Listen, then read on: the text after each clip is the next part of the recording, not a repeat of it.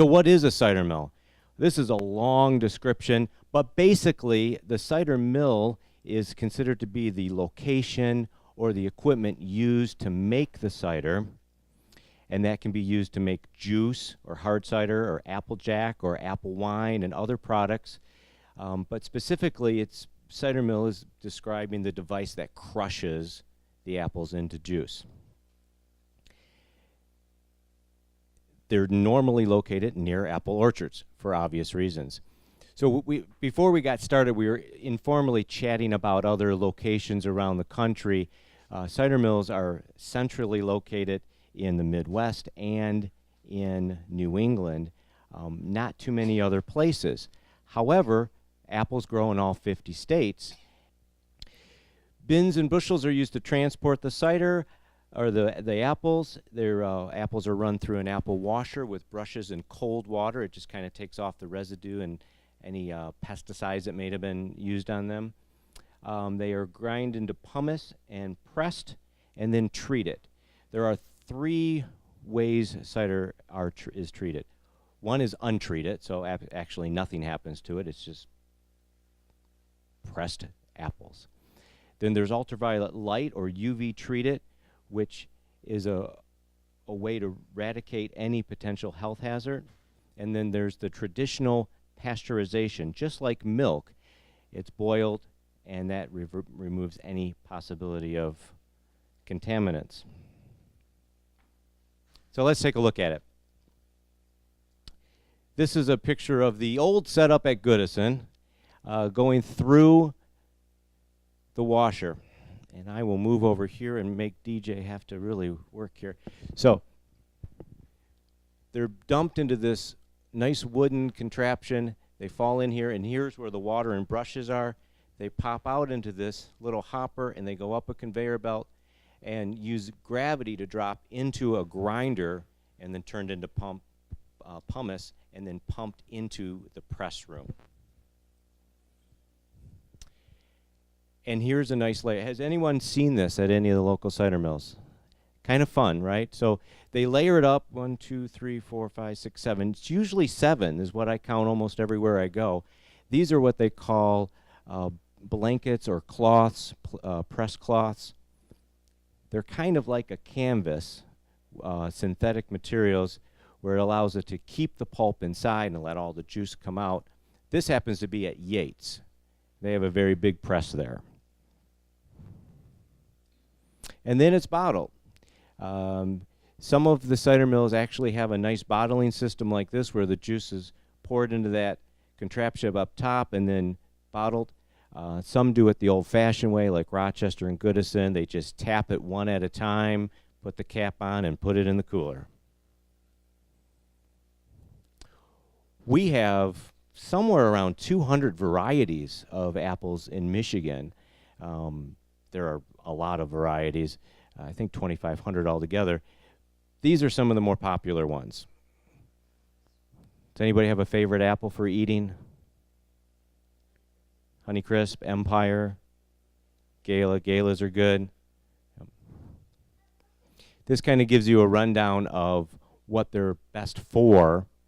I find they're all best for eating.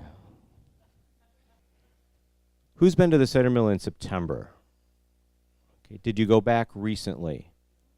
Did you notice any changes? So cider, right, it gets sweeter. So the early apples are not as mature, and they're tart.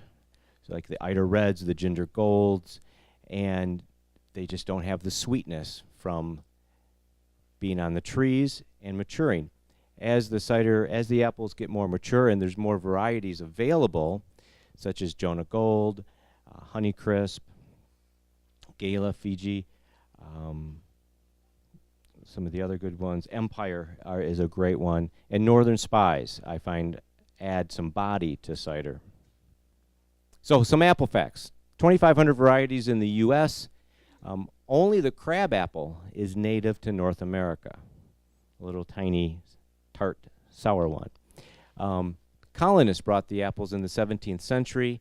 They are fat-free, sodium-free, and cholesterol-free, and only contain natural sugar. A bushel weighs about 42 pounds, and 1 gallon of cider takes about 36 apples. If you have an apple tree, some of the local mills will do custom presses. So if you want to take your apples in and have your own cider made, that's a fun way to go. And it freezes for up to a year. So it's, you know, if you get 20 gallons, it's hard to drink all of that in a week. So you can freeze some of it or give it away. This is kind of hard to see, I know, but it's something else that the Michigan Apple Committee puts out. It's just kind of what is projected for this year. But 28 million bushels is typical. 50% are gobbled up right away. Those are eating apples. And because of the way that they store apples now, apples are pretty much available year-round. So they use a cold storage. They suck all the oxygen out of these rooms, and then the apples are preserved for about 10 months. And since apples mature for 2 or 3 months in the fall, we can have apples year-round.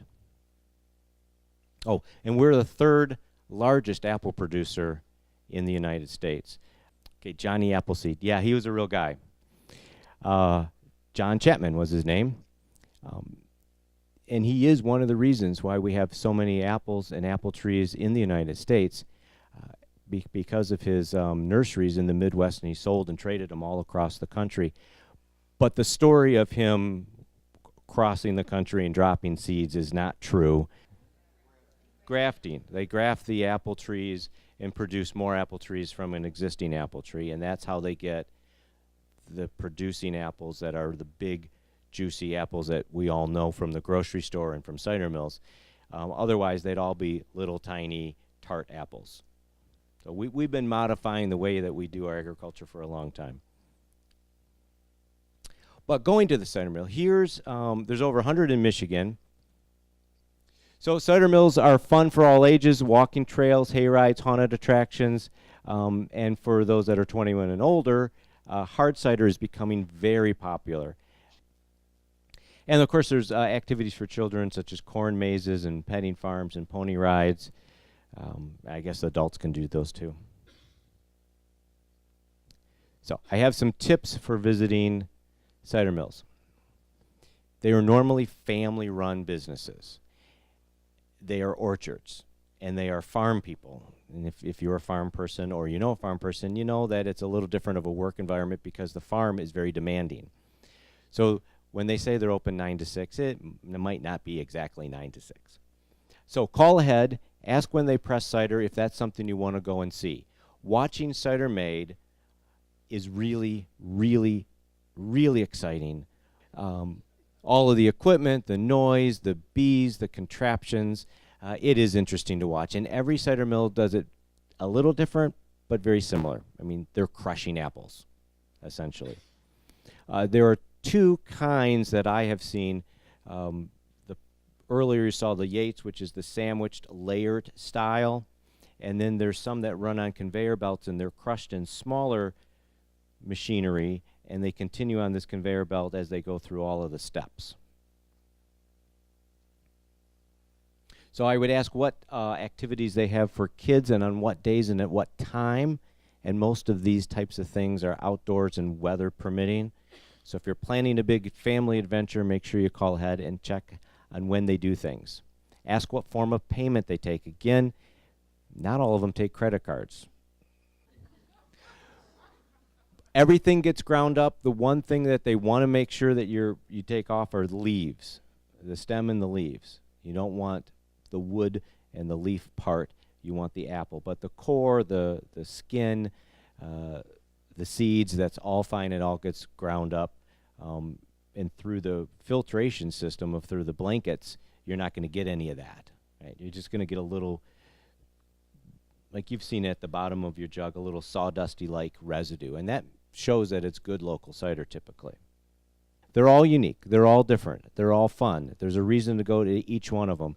And I would love for all of you to try them all on the same weekend if you like. So cider mills, September and October. Halloween comes and they crash. Business drops off. You folks can change that by going to them in November and December. Yes. So I mentioned at the beginning how I'm a writer. I did produce a story called Shorter Lines and Sweeter Cider, because that's what you get in November and December. The cider gets sweeter, and there's no lines. The bees have died or gone home, and it's a great time to go. And yeah, it's a little chillier out there, but you can get hot cider or hot mulled cider, hot spiced cider. The question is, does cider spoil if it doesn't stay cold? It shortens the life. A lot of people like room temperature cider. So they'll take home their gallon jug and they'll set it on the kitchen counter, and it'll stay there all week, and it's fine, right? Cider that is pasteurized, you're going to get 3 or 4 weeks out of it, and refrigerate it. Unpasteurized cider, or that is UV light treated or untreated, you're going to get 2 to 3 weeks. Refrigerate it. Again, only about a week if it's just room temperature. So, you know, it's fine to put in your car and drive up north, pick up when, you know, when you're traveling around. It's just going to shorten the life a little bit. But good question.